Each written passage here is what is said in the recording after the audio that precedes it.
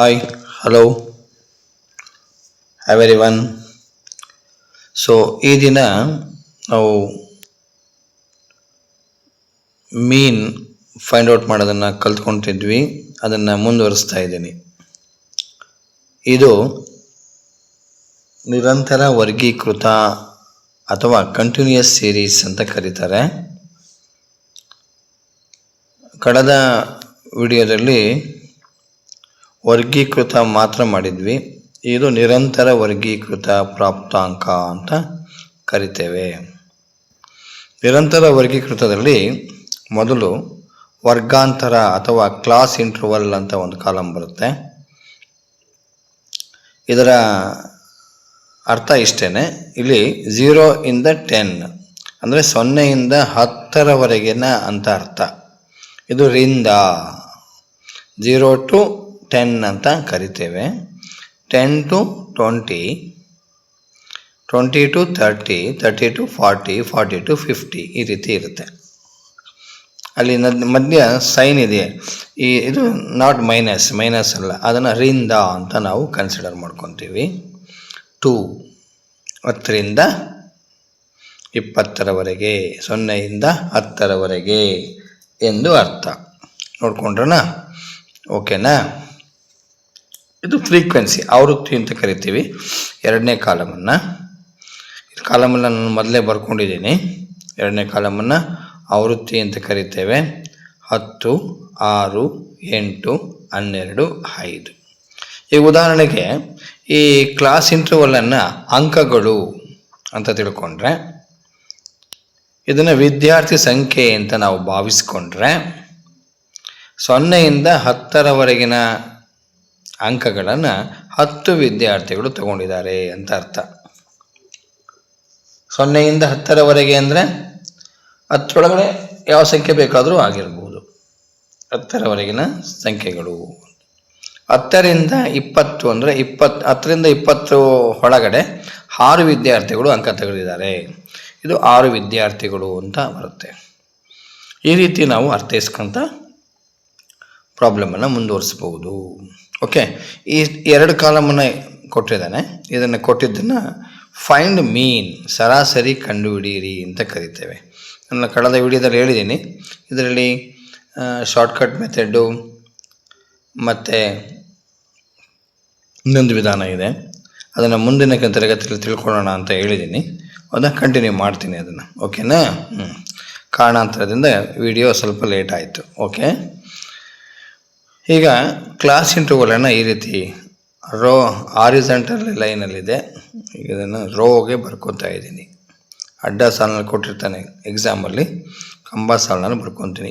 ಈ ಥರ ಪ್ರಾಬ್ಲಮ್ ಒಂದು ಕಂಪಲ್ಸರಿ ಇರುತ್ತೆ. ನೆನ್ಪಿಟ್ಕೊಳ್ಳಿ, ಹೇಳ್ತಾ ಇದ್ದೀನಿ. SLC ವಿದ್ಯಾರ್ಥಿಗಳಿಗೆ ಕಂಪಲ್ಸರಿ ಈ ಪ್ರಾಬ್ಲಮ್ ಇದ್ದೇ ಇರುತ್ತೆ. ಲೆಕ್ಕ ಬಿಡಿಸುವ ಕ್ರಮನ ಸರಿಯಾಗಿ ಅರ್ಥ ಮಾಡಿಕೊಂಡು ಕಲ್ತ್ಕೊಡಿ. ನಾನು ಇಲ್ಲದನ್ನ ನೇರವಾಗಿ ಇಲ್ಲೇ ಮೊದಲೇ ಕಾಲಮ್ ಹಾಕ್ಕೊಂಡಿದ್ದೀನಿ. ಕಾಲಮ್ ಹಾಕ್ಕೊಂಡು ಬರಿತಾ ಇದ್ದೀನಿ ನಾನು. ಹೌದಾ? ನೀವು ಕೂಡ ಎಕ್ಸಾಮಲ್ಲಿ ಕಾಲಮ್ ಹಾಕ್ಕೊಂಡೇ ಬರೀಬೇಕು. ಕಾಲಮ್ ಹಾಕ್ಕೊಂಡು ಬರೋದನ್ನು ಅಭ್ಯಾಸ ಮಾಡ್ಕೋಬೇಕು. ಕೊಟ್ಟಿರೋ ದತ್ತಾಂಶಗಳನ್ನು ಈ ರೀತಿ ಬರ್ಕೊಳ್ಳೋಣ. 0 ಇಂದ 10, ನೆಕ್ಸ್ಟು 10ರಿಂದ 20, 20ರಿಂದ 30, 10 to 20, 20 to 30, 30ರಿಂದ 40, 40ರಿಂದ 50 ಅಂತ ಬರ್ದೆ. F ಕಾಲಮನ್ನು ಬರ್ಕೊಂಡಿದ್ದೀನಿ. 10, 6, 8, 12, 5 ಅಂತ ಬರ್ಕೊಡಿ. ಈ 2 ಕಾಲಮು ಅವ್ರು ಕೊಟ್ಟಿರೋದನ್ನೇ ಬರ್ತಿದ್ದೀವಿ ನಾವು. ಗಿವನ್ ಇದೆಯಲ್ಲ, ಆ ಗಿವನನ್ನು ಇಲ್ಲಿ ಬರ್ಕೊಂಡಿದ್ದೀನಿ. ಕ್ಲಿಯರಾ? ಅರ್ಥ ಆಯ್ತಾ? ಓಕೆನಾ? ಈಗ ನಾವು ಫಸ್ಟ್ ಏನು ಮಾಡಬೇಕಪ್ಪ ಅಂದರೆ, ಮೊದಲು ಇದನ್ನು ವರ್ಗಾಂತರ ಅಥವಾ ಕ್ಲಾಸ್ ಇಂಟರ್ವಲ್ ಅಂತ ಕರಿತೇವೆ. ಇದ್ರ ಬಗ್ಗೆ ವಿವರಣೆ ಕೊಡ್ತಾ ಹೋಗ್ತೀನಿ ಇನ್ನೊಂದು ಕೆಲವು ತರಗತಿಗಳಲ್ಲಿ. ಸದ್ಯಕ್ಕೆ ಇಷ್ಟನ್ನು ನೀವು ನೋಡಿಕೊಂಡು ಕಲ್ತ್ಕೊಡಿ. ಓಕೆನಾ? ಇಷ್ಟು ಕಲ್ತ್ಕೊಂಡ್ರೆ ನಿಮಗೆ ಎಕ್ಸಾಮ್ ಬರೀಲಿಕ್ಕೆ ಅನುಕೂಲ ಆಗುತ್ತೆ. ಫಸ್ಟ್ ಹೋಗೋಣ. 0 10 ಕೂಡ್ಕೊಳ್ಳಿ, ಆ್ಯಡ್ ಮಾಡಿ. ಇದು ಎರಡರ ಮಧ್ಯ ಬಿಂದು ಕಂಡುಹಿಡಿತೀವಿ. ಅದನ್ನು ಮಧ್ಯ ಬಿಂದು ಅಂತ ಕರಿತೀವಿ, ಮೀನ್ ವ್ಯಾಲ್ಯೂ ಅಂತ ಕರಿತೀವಿ, ಮಿಡ್ ವ್ಯಾಲ್ಯೂ ಅಂತ ಕರಿತೀವಿ. ಅದನ್ನು ಎಕ್ಸ್ ಅನ್ನ ಸಿಂಬಲ್ನಲ್ಲಿ ಬರಿತೀವಿ ನಾವು. ಓಕೆನಾ? ಅರ್ಥ ಆಯ್ತಾ?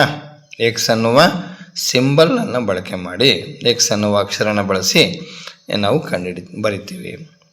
ಈಗ 0ನ ಮತ್ತು 10 ಆ್ಯಡ್ ಮಾಡಿದರೆ ಎಷ್ಟಾಗುತ್ತೆ? 10 ಬರುತ್ತೆ. ಓಕೆನಾ? ಇಲ್ಲಿ ನಾನು ಸಿಂಪಲ್ಲಾಗಿ ಒಂದು ಬರಿತೀನಿ. 0 + 10, ಹೌದಾ? ಆ್ಯಡ್ ಮಾಡ್ಕೊಳ್ಳಿ. ಅದನ್ನು 2 ಡಿವೈಡ್ ಮಾಡಿ.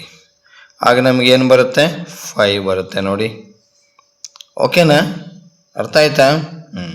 ಅಂದರೆ 0 10 ಕೂಡಿ ಅದನ್ನು 2 ಭಾಗಿಸಿದ್ರೆ ಮಧ್ಯ ಬಿಂದು ಬರುತ್ತೆ. ಹಾಗೆಯೇ 10 ಮತ್ತು 20 ಕೂಡಿ 2 ಭಾಗಿಸಿ 15 ಬರುತ್ತೆ. ಓಕೆನಾ? ಗೆಟ್ 15 ಆಯಿತು. ಓಕೆನಾ? ಅರ್ಥ ಆಗ್ತಿದೆಯಾ? ಒಂದು ಸ್ಟೆಪ್ ಇದೆಲ್ಲ ಬರೀ ಅವಶ್ಯಕತೆ ಇಲ್ಲ ನಮಗೆ. ನೇರವಾಗಿಯೇ 10 10 5 ಹಂಗೂ ಬರೀಬೋದು. ಓಕೆನಾ? ಇದರ ಬರೀ ಅವಶ್ಯಕತೆ ಇಲ್ಲ. ಕ್ಲಿಯರಾ? ಓಕೆನಾ? ನೆಕ್ಸ್ಟ್ 20 30 ಕೂಡಿ 2 ಭಾಗಿಸಿ 50 ಆಗುತ್ತೆ. ಅರ್ಧ ಎಷ್ಟು? 25 ಆಯಿತು. ನೆಕ್ಸ್ಟು 30 40 ಕೂಡಿ 2 ಭಾಗಿಸಿ 70 ಆಗುತ್ತೆ. 70ಕ್ಕೆ ಅರ್ಧ 35 ಆಯಿತು. 40 50 ಕೂಡಿ 90 ಆಗುತ್ತೆ. ಅದರ ಅರ್ಧ ಎಷ್ಟು? 45 ಆಯಿತು. ಓಕೆನಾ? ನೋಡಿ, ನಾವು ಈ ಸ್ಟೆಪ್ನ ಬರೀ ಅವಶ್ಯಕತೆ ಇಲ್ಲ ಅಂತ ಹೇಳಿದ್ದೀನಿ. ಕ್ಲಿಯರಾ? ಬರೆದ್ರೂ ತಪ್ಪಿಲ್ಲ, ನೇರವಾಗಿ ಬರಿಬೋದು. ಓಕೆನಾ? ಅರ್ಥ ಆಗ್ತಿದೆಯಾ? ಓಕೆ. ನೆಕ್ಸ್ಟು ನನಗೆ ಇಲ್ಲಿ ಎಫ್ ಅಂತ ಬಂದಿದೆ ನೋಡಿ. ಇದು ಎಫ್ ಆವೃತ್ತಿ ಅಂತ ಕರಿತೀವಿ. ಈ ಎರಡೂ ಕಾಲಮನ್ನು ಮಲ್ಟಿಪಲ್ ಮಾಡ್ಕೋಬೇಕು. ಎಫ್ ಎಕ್ಸ್ ಅಂತ ಕರಿತೇವೆ. ಈ ಎರಡೂ ಕಾಲಮನ್ನು ಮಲ್ಟಿಪಲ್ ಮಾಡ್ಕೊಳ್ಳಿ, ಹಾಗದು ಎಫ್ ಎಕ್ಸ್ ಆಗುತ್ತೆ. 10 5 ಗುಣಿಸಿ. ಕ್ಲಿಯರಾ? 15 50 ಆಗುತ್ತೆ. ಗೊತ್ತಾಗಲಿಲ್ವಾ? 10 5 ಗುಣಿಸಿ. ಈಗ 10 5 50 ಆಯಿತು. 6 5 ಗುಣಿಸಿ. 15 6 90. 15 6 90 ಆಯಿತು. ನೆಕ್ಸ್ಟು 25 8 ಗುಣಿಸಿ.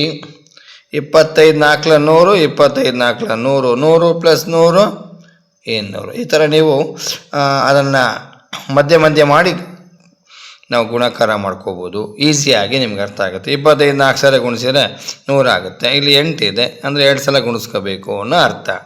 ಹಾಗೆ 25 8 200. ಕೆಲವು ಟೈಮು ಈ ಥರ ಟೇಬಲ್ಸ್ಗಳು ಬರೋದಿಲ್ಲ ಮಕ್ಕಳಿಗೆ.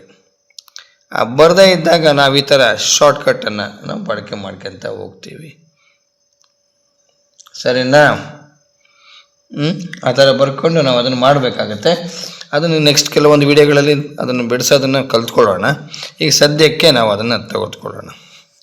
ಈಗ ನೋಡಿ, 35 10 350 ಆಯಿತು. ಇನ್ನು 2 ಇದೆ ಇಲ್ಲಿ. ಸರಿನಾ? ಅಲ್ಲ, 350 + 2 ಅದನ್ನು ಗುಣಿಸ್ಕೋಬೇಕಲ್ಲಿ, ಹೌದಾ? ಮತ್ತೆ ಅದಿರಲಿ. ಈಗ 35 12 ಗುಣಿಸ್ಕೊಡಿ, ನಮಗೆ 420 ಬರುತ್ತೆ.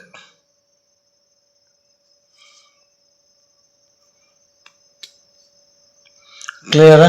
ಅರ್ಥ ಆಗಲಿಲ್ವಾ? 420 ಬರುತ್ತೆ.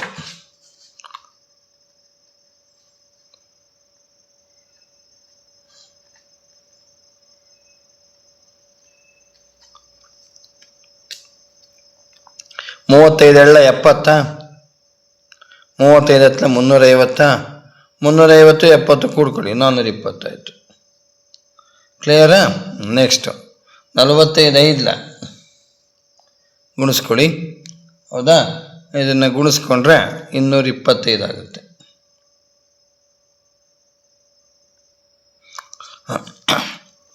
ಈಗ ಏನು ಮಾಡಬೇಕು?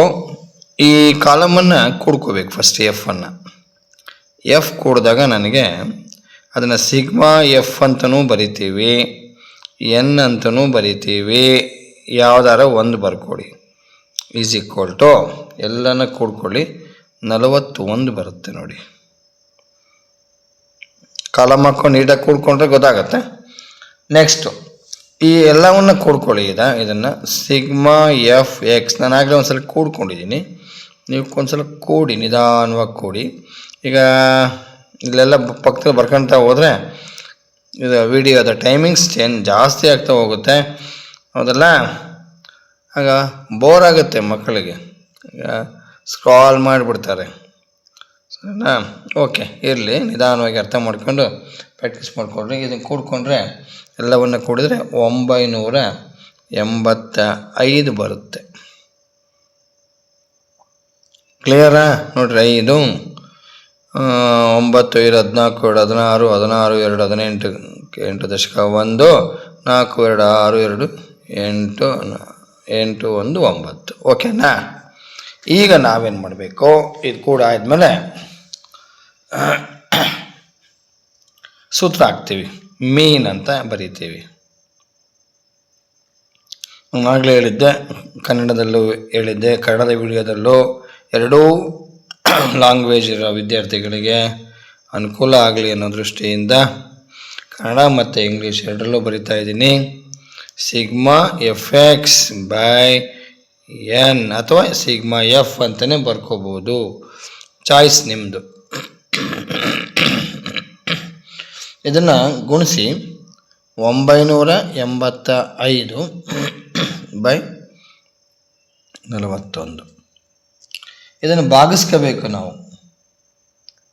ಇದನ್ನು ಭಾಗಾಕಾರ ಮಾಡಿ ಅದನ್ನು 41ರಿಂದ ಭಾಗಿಸ್ಕೊಂಡ್ರೆ ನಮಗೆ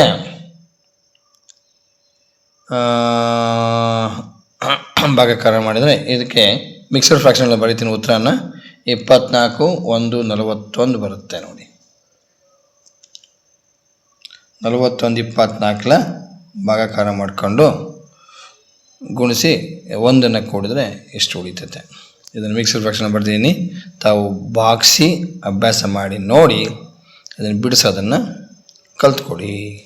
ಓಕೆನಾ? ಎಲ್ಲರೂ ಗಮನಿಸಿ ಅರ್ಥ ಮಾಡಿಕೊಂಡು ನಿಧಾನವಾಗಿ ಕಲ್ತ್ಕೊಡಿ. Okay, thank you.